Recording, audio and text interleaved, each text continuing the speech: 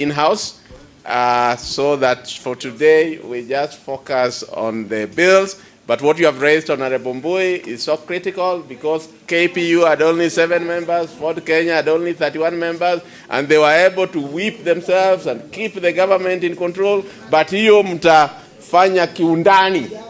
Yeah. Honorable Babu. Thank you very much, Professor. Thank you. I have 2 comments to make, one on the NADCO report and the other one on the finance bill. To start with the NADCO report, you did propose that we go the parliamentary initiative way in the introduction of certain offices, to be specific, Office of the Opposition and also Office of the Cabinet Secretary.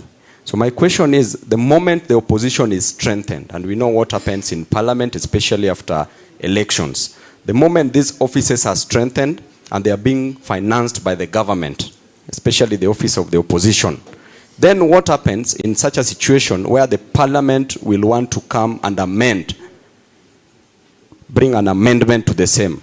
Won't we be interfering so much with this office and watering down its powers? And it might end up being even scrapped off again.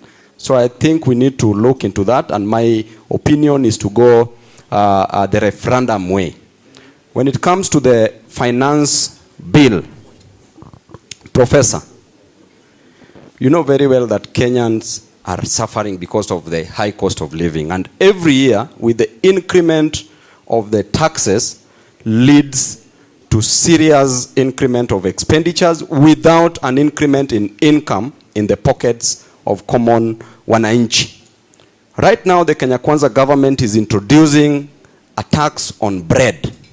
We know what led because of taxation of bread. We know the French Revolution, if I may remind you. And during the French Revolution, it was caused mainly because of economic inequality and social injustice. When common wananchi were demonstrating to demand that the cost of bread be lowered in France during the reign of King Louis XVI. The revolution started in 1789 when the people said that you must lower the cost of bread.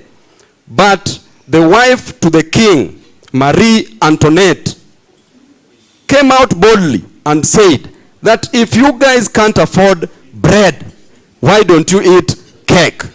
That is what Ruto is trying to tell us now. That if we can't afford bread, we need to eat cake. And I urge Kenyans, His Excellency Kalonzo said it rightfully. This nation can only be changed if there are demonstrations, no negotiations. We need to swing and stop singing. Thank you. I think that one needs no answer. That was a comment. Honorable